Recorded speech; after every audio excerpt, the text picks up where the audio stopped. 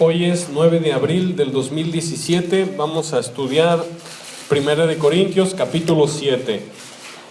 Habla un poquito del matrimonio, este tema nos lo vamos a aventar muy rápido, está muy interesante, instrucciones de parte de Dios para situaciones en la iglesia como el matrimonio. Dice, verso 1, en cuanto a las cosas que me escribisteis, bueno le sería al hombre no tocar mujer, pero a causa de las fornicaciones, cada uno tenga su propia mujer y cada uno tenga su propio marido. Miren, ¿se fijan cómo la Biblia repite? Propia mujer, pues es obvio que mujer ya es tuya. Pero llegamos a un contexto histórico en el cual es necesario propia mujer, enfatizando el matrimonio, la unión del matrimonio, ¿verdad? Y esto lo entendemos cuando vemos que el tiempo avanza y el contexto social en el que vivimos. Bueno, pero dice que sería mejor no tocar mujer. Entonces estamos luchando una batalla contra las hormonas. Sí.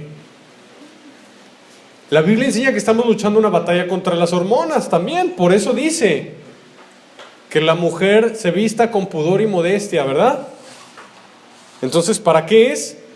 Para evitar encender pasiones incorrectas en la congregación, ¿verdad?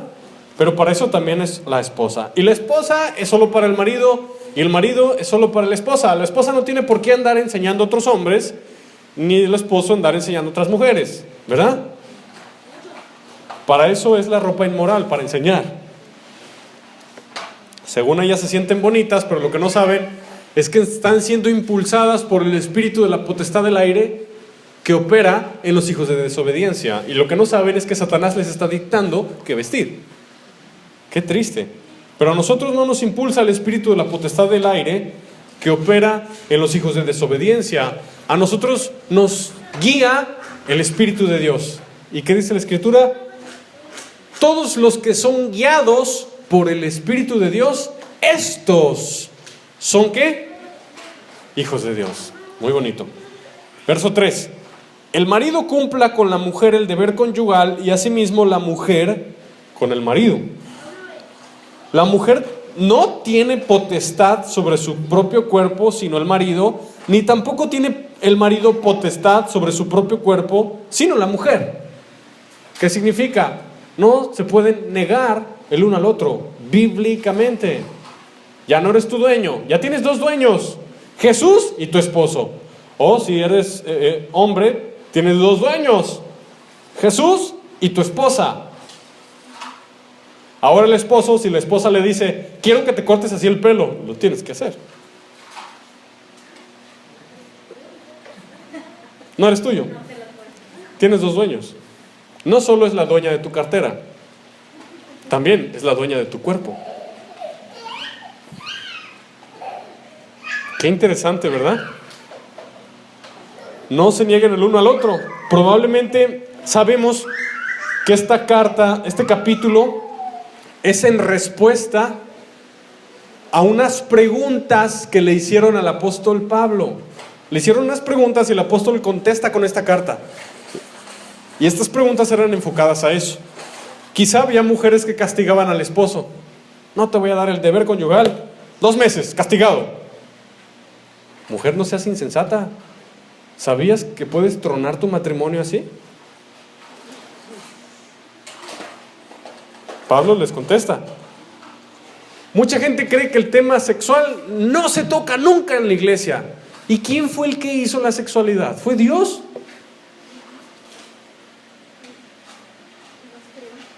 ¿Creen que ese tema es un tema que nunca se toca en la iglesia? A ver, ¿quién hizo eso? ¿Quién lo creó? ¿Fue Dios? Pero lo creó bajo ciertos criterios, parámetros, bajo el marco del matrimonio, nada más. Entre hombre y mujer, nada más. Y con la persona que tiene para ti, porque te puedes casar con el que no tiene para ti. Aunque sea cristiano, puede ser que no sea el que Dios tiene para ti. Con los incrédulos de plano no, está prohibido. Pero con los cristianos puede ser que incluso con un cristiano no sea la voluntad de Dios. Qué interesante, ¿no? Y dice aquí la Escritura, verso 5, no os neguéis el uno al otro, a no ser por algún tiempo de mutuo consentimiento, para ocuparos sosegadamente en la oración. Y dice, y volved a juntaros en uno, para que no os tiente Satanás a causa de vuestra incontinencia. La Biblia enseña que nosotros nos debemos de cuidar de no abrir puertas, ¿verdad? Sabemos que el pecado abre puertas, y no vamos a pecar porque no queremos abrirle la puerta al diablo, ¿verdad? El diablo es real, y si tú pecas, se mete. No le vamos a abrir la puerta al león. Si tú vas a un zoológico y llegas a donde están los leones, ¡ah!, feroces los leones, no han comido en 3 días, lo de los africanos así, su melenota, sus dientotes, ¿le abrirías a la reja?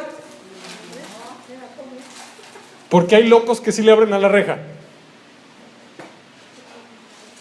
les falta materia gris, ¿verdad? No le abras la puerta al diablo. Pero también se le puede abrir la puerta al diablo por falta de hacer cosas buenas. Hay pecados que son por hacer algo malo, pero hay pecados por no hacer algo bueno. Los que les llaman los de omisión, sí están en la Biblia, ¿verdad? Y en este caso el apóstol Pablo da estas instrucciones para ser sabio, ¿verdad? Ok. Para que no os tiente Satanás, puedes apartarte un tiempo para la oración. Pero Dios quiere que andemos en el Espíritu, pero Dios sabe que también nosotros tenemos necesidades fisiológicas, ¿verdad? Alimentarnos, respirar, cuestiones del matrimonio, todo esto. Son cuestiones fisiológicas importantes. Y para eso es esta carta. Mas esto os digo por vía de concesión, no por mandamiento. ¿Por qué dice eso el apóstol Pablo? Bueno, aquí hay muchos comentarios que entran en conflicto. ¿Por qué el apóstol Pablo dice que no es un mandamiento? Bueno, no puedes obligar a una persona. Esto tiene que ser voluntario y por amor. Esa es la respuesta. Tiene que ser por amor al otro. Si se fijan, este día hemos estado hablando de lo mismo. Ama a los demás. Muévete en amor. Tus decisiones, todo lo que tú haces y todo lo que tú eres, sea en amor, pensando en el otro. Ese es el Evangelio. Eso es el Evangelio. Muévete pensando en los demás. Sí lo queremos hacer, ¿verdad? Ok. Verso 7. Mas quisiera más bien que todos los hombres fuesen como yo, pero cada uno tiene su propio don. Uno a la verdad de un modo y otro de otro. Digo pues a los solteros y a las viudas que bueno les fuera quedarse como yo. Pero Pablo tenía el don de estar tranquilo sin casarse. Levante la mano, ¿quién quiere ese don? De no casarse y estar tranquilo. Es un don de Dios, ¿quién lo quiere? Así sirves mejor en el reino, ¿sabías? Nadie lo quiere. Pero Pablo enseña que hay alguien que sí lo tiene y hay personas que no lo tienen. Y a los que no lo tienen, que se casen, ¿verdad? Porque hay personas que están tranquilos, solteros, no les afecta. Y Pablo decía, le sería mejor quedarse como yo. ¿Sirves mejor a Jesús soltero? ¿Hay más peligro? Sí, sí hay. ¿El diablo te tira más fácil? Claro. Porque mejores son 2 que 1. Lazo de 3 dobleces no se rompe fácilmente. Ese es el matrimonio. Son tres hilos. El esposo, Jesús en medio y la esposa. Qué interesante, ¿verdad? Pero si no tienen don de continencia, cásense, pues mejor es casarse que estarse quemando. ¿Sabes tú a qué edad se casaban los judíos? Como entre 17 y 20. 20, 21 máximo. Y los que querían estudiar más tiempo en la sinagoga para ser rabino, hasta los 25. Pero ya alguien de 25 en el judaísmo ya era quedado. ¿Por qué los cansaban tan jovencitos? Porque el judío sabe qué son las hormonas y sabe que es mejor casarse que estarse quemando.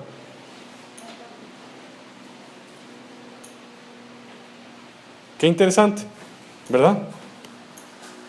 Pero a los que están unidos en matrimonio mando no yo, sino el Señor, que la mujer no se separe del marido. Y si se separa, quédese sin casar o reconcíliese con su marido, y que el marido no abandone a su mujer.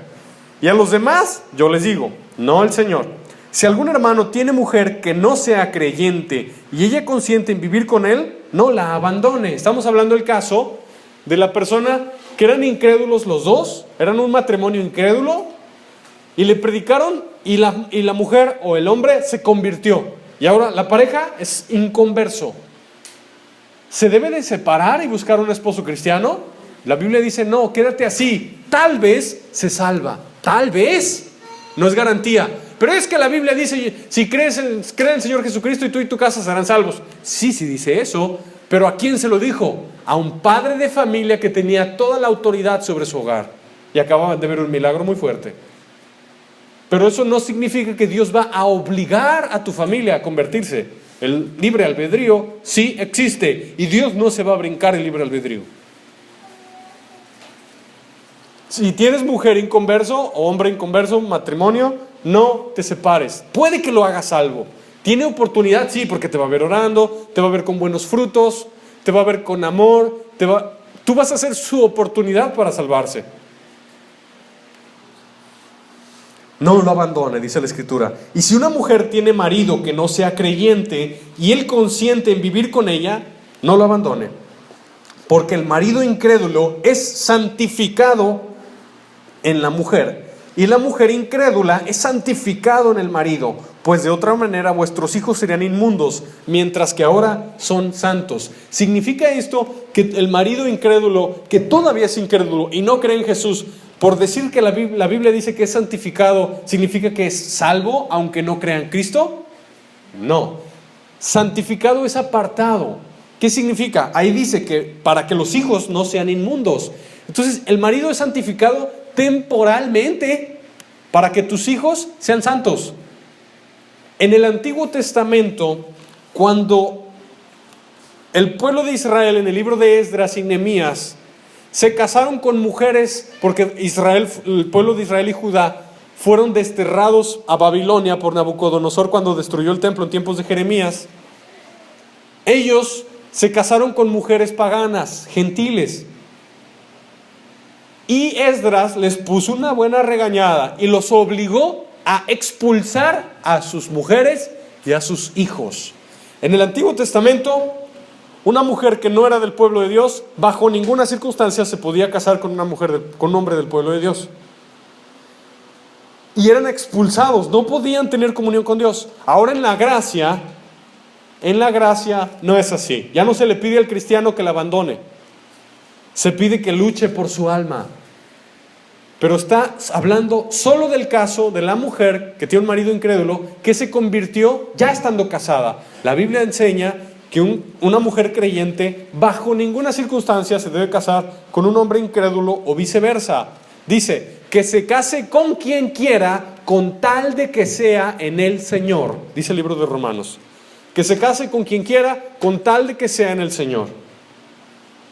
Pero en el caso del que ya se convirtió, esa mujer o ese hombre, sus hijos son santos.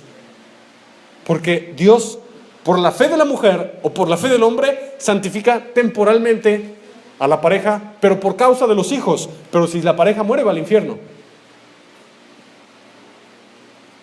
No cree en Cristo, no obedece a Cristo. ¿Se va a salvar solo porque la esposa es salva?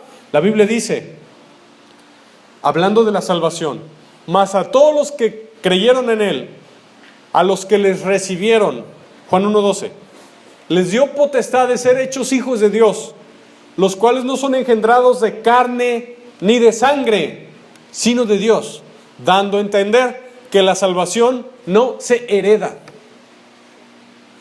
Cada uno de nosotros tiene que nacer de nuevo, tiene que nacer del Espíritu por la fe en Cristo Jesús. Tú no puedes hacer, por más que quieras, no puedes hacer salvo a tu esposo o a tu esposa. Tú no puedes hacer salvo a tus hijos. Y no puedes torcer el versículo de tú y tu casa serán salvos. Dios no los va a obligar. Jesús enseñó que el que no nazca de nuevo no entra al cielo. Punto final.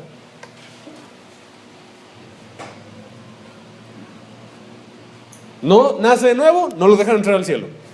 Tan tan, se acabó la historia. Entonces no seas como los católicos.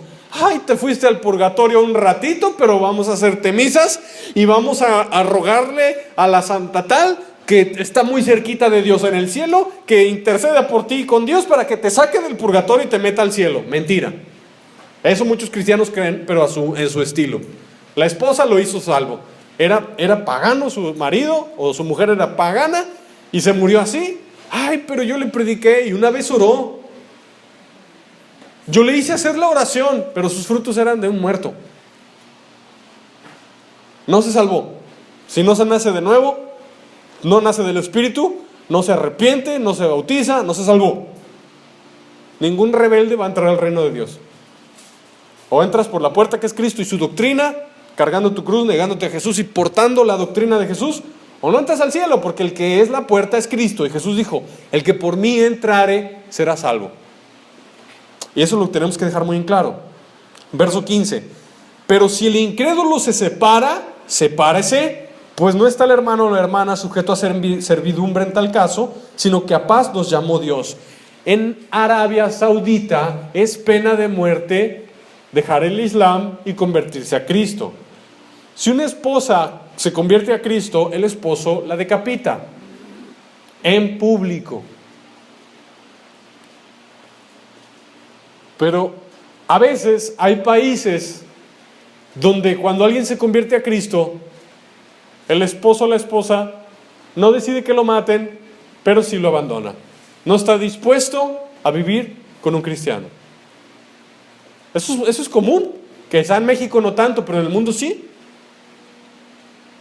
En la India, si una mujer se convierte a Cristo y deja la religión hindú del culto a Brahma y a sus miles de dioses, la queman viva. En la India. Pero hay el caso, no tan severo, de que lo abandona solo por Cristo. Ya no puede ir con la esposa a los bailes, ya no puede ir con la esposa a la tomadera, ya la esposa no se viste como a él le gusta, toda encuerada. Ya la esposa ya es otra, porque ya fue lavada con la sangre de Jesús, y el esposo ya no quiere a la nueva, y la deja, o al revés. Ya te hiciste cristiano, ya no quiero. Y dice, si así sucede, si el incrédulo, no tú, el incrédulo es el que se separa, dice, sepárese. Porque a paz nos llamó el Señor. A paz nos llamó, pero si no se separa, dice, no lo dejes, porque quién sabe y lo hace salvo. Y dice, quién sabe, no dice que te lo asegura. Ahorita se lo vamos a ver. Dice, verso 16, porque ¿qué sabes tú, mujer, si quizá harás salvo a tu marido? ¿O qué sabes tú, marido, si quizá harás salvo a tu mujer? Pero cada uno como el Señor le repartió y como Dios llamó a cada uno, así haga. Esto ordeno en todas las iglesias. Como Dios te llamó, así quédate. Así quédate. ¿Fue llamado alguno siendo circunciso? Quédese circunciso. ¿Fue llamado alguno siendo incircunciso? No se circuncide. ¿Verdad? Si tú dices, me voy a circuncidar por un motivo espiritual, no lo hagas. Si es por salud, sí hazlo. Pero si es por un motivo espiritual, no lo hagas, porque ahí dice la Escritura, como Dios te llamó, así quédate. Si estabas todo tatuado cuando te convertiste a Cristo, no te los quites a menos que sean tatuajes de Satanás, de 666, de cosas literal que abran puerta a los demonios, eso sí quítatelos. Pero si todo tu cuerpo está tatuado y así te convertiste, ese va a ser un testimonio para el mundo de donde te sacó. Pero los que son tatuajes de cosas satánicas, esos quítalos. Y lo digo porque quitarse un tatuaje es muy caro y deja cicatrices. Entonces imagínense que se convierte uno de esos tatuados desde aquí hasta la punta de los pies. Imagínense, ¿se tiene que quitar todos los tatuajes? Bueno, los que sean pentagramas, los que sean la cabra, esos te los tienes que quitar. ¿Y todos los demás? Bueno, ora al Señor. Quizá los debes de dejar para testimonio de dónde te sacó Jesús. No tengo dinero para quitarlo, ¿me los voy a arrancar con una navaja? Bueno, si es un pentagrama, sí. Son temas controversiales. Quizá tú dirás, sí, que se los quite todos. En Guadalajara hay un tianguis que se llama Tianguis Cultural y ahí hay personas que están tatuadas desde aquí hasta la punta de los pies. Todo su cuerpo. ¿Se tiene que arrancar la piel?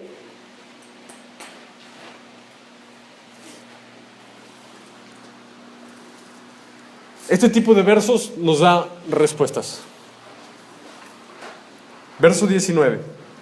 La circuncisión nada es, la incircuncisión nada es, sino el guardar los mandamientos de Dios.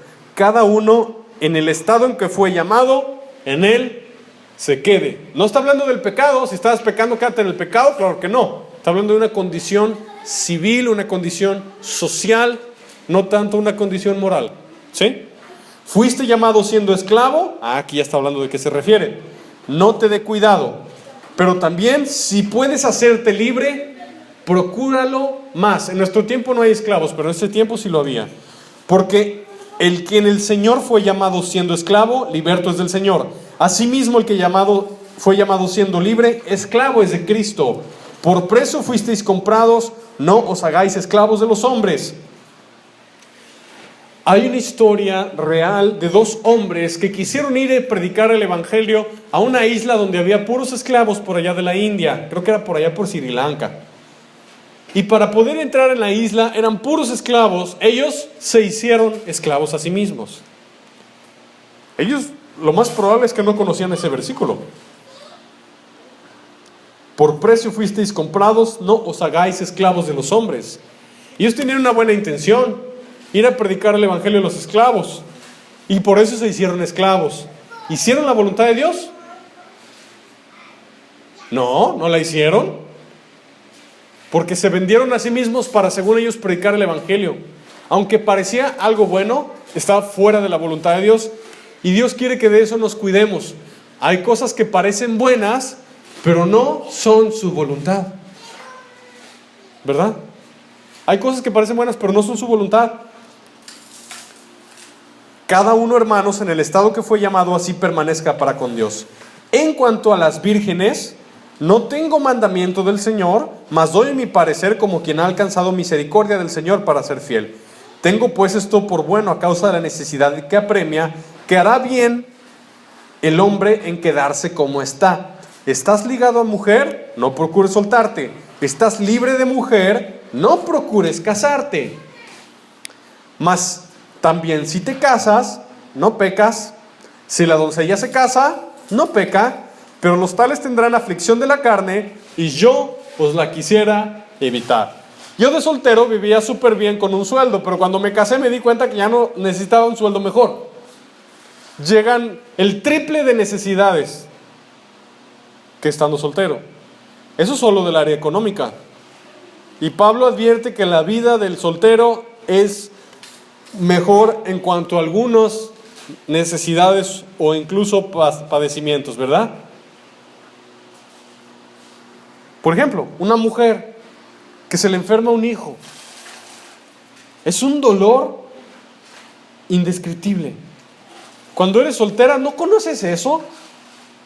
Tú no sabes ese dolor, esa angustia de tener un niño con fiebre de 40 grados casi durante una semana.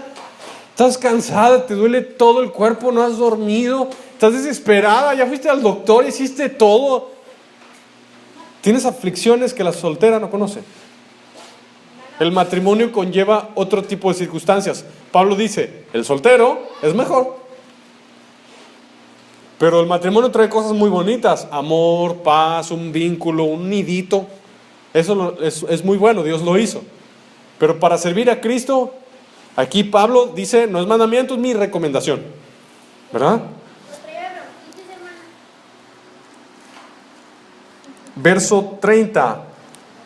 Verso 29. Por esto digo, hermanos, que el tiempo es corto. Resta pues que los que tienen esposa sean como si no la tuviesen, y los que lloran como si no llorasen, y los que se alegran como si no se alegrasen, y los que compran como si no poseyesen, y los que disfrutan este mundo como si no lo disfrutasen, porque la apariencia de este mundo se pasa.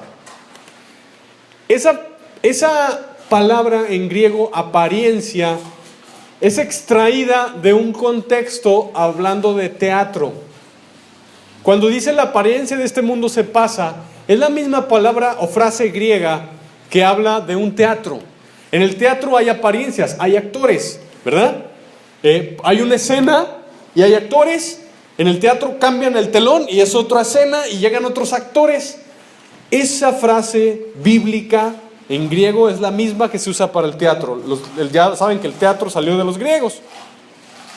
La apariencia de ese mundo se pasa.